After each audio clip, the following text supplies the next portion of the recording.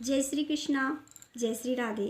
आज मैं आपको जया एकादशी व्रत की कथा सुनाऊंगी। जया एकादशी माघ मास की कृष्ण शुक्ल पक्ष की एकादशी को जया कहते हैं।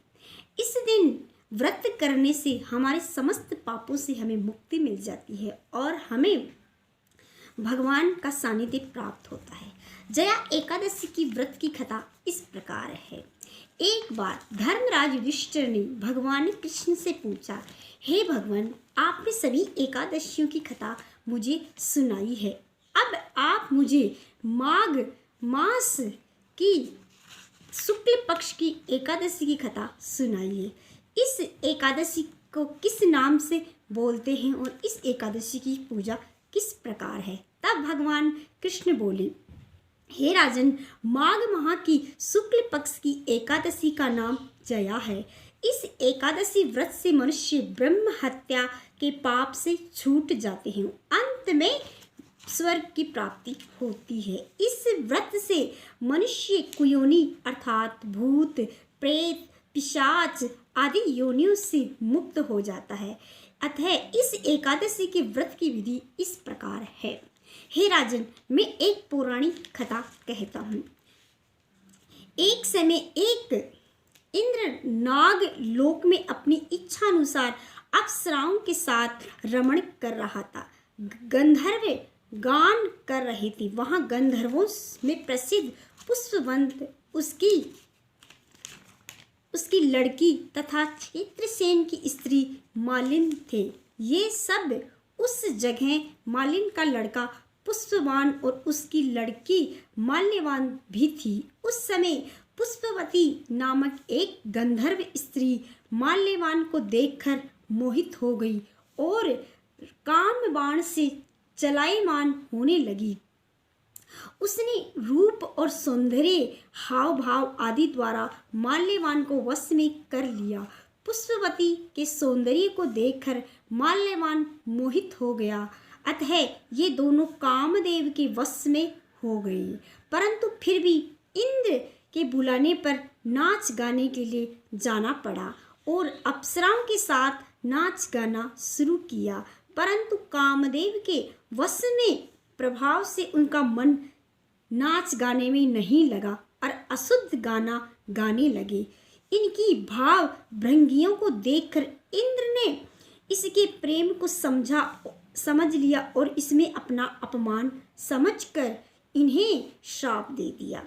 तुम स्त्री पुरुष के रूप में मृत्युलोक में जाकर पिशाच का रूप धारण कर लो और अपने कर्मों का फल भोगो।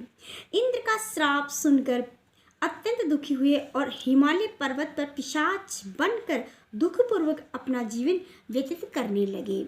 एक रात में उन्हें एक क्षण भी निद्रा नहीं आई। इस स्थान पर अत्यंत सर्दी थी। एक दिन पिशाच ने अपनी स्त्री से कहा, न मालूम हमने पिछले जन्म में ऐसे कौन से पाप कर्म किए हैं जिनसे हमें इतनी दुखदायिनी ये पिशाच योनि प्राप्त हुई है। देवयोग से एक दिन माघ माह के शुक्ल पक्ष की जया नाम की एकादशी आई। इस दिन दोनों ने कुछ भी भोजन नहीं लिया और न कोई पाप कर्म किया।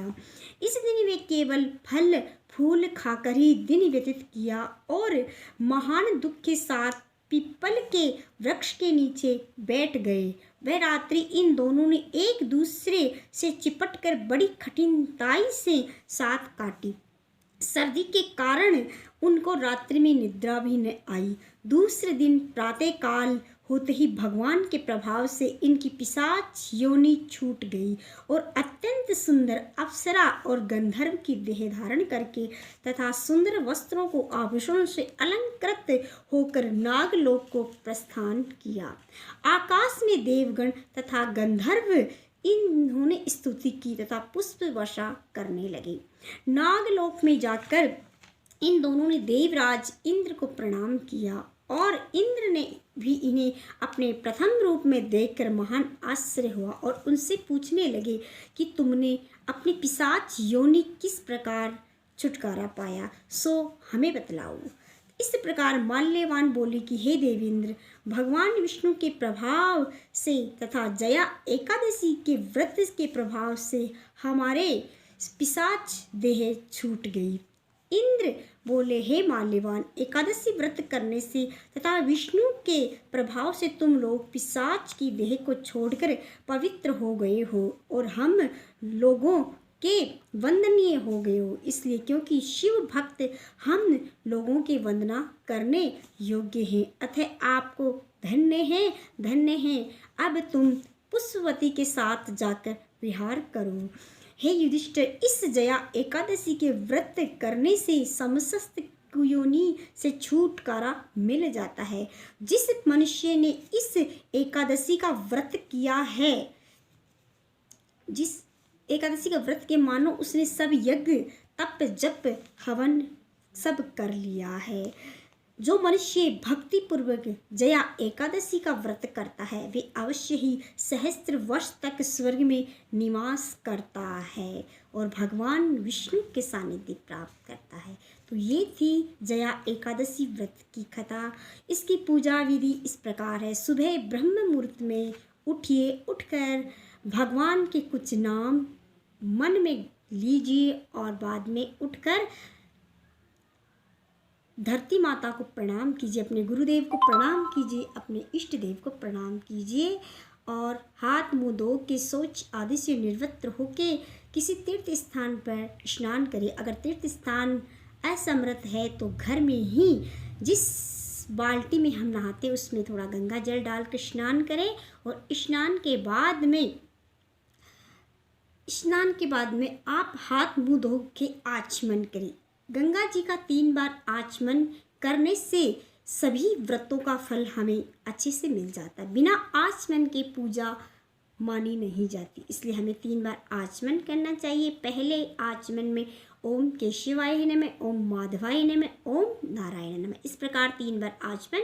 अंत में ओम हसिकेशाय नमः, इससे हमें हाथ प्रक्षालन यानी कि हाथों को धोना चाहिए। बाद में हमें भगवान सूर्य नारायण को अर्घ्य प्रदान करना चाहिए। उसके बाद तुलसी की पूजा, सेवा, दीप जलाना चाहिए। हमें शिव और विष्णु की पूजा करनी चाहिए। जितना हो सके पूजा कर ले। अगर पूजा करने में असमर्थ है तो भगवान के सामने, भगवान के मंदिर में जाके गुरु मंत्र या अपने इष्ट देव का मंत्र का जाप करें। इस एकादशी के व्रत में ओम नमो भगवते वासुदेवा, इस मंत्र का ज़्यादा महत्व है, इसलिए इस मंत्र का जरूर जप करें जितना हो सके उतना। ये मंत्र चलते फिरते उठते बैठते भी किया जा सकता है, परंतु गुरु मंत्र को एक जगह आसन लगाकर मन में ही लिया जाता है, इसलिए उसे फिरते डोलते नहीं लिया। तो ये थी व्रत की विधि और कथा। आपको कैसी लगी? अच्छी लगी तो मेरे चैनल को लाइक करिए, शेयर करिए, सब्सक्राइब करें। आपका बहुत बहुत धन्यवाद। जय श्री कृष्णा, जय श्री राधे, जय श्री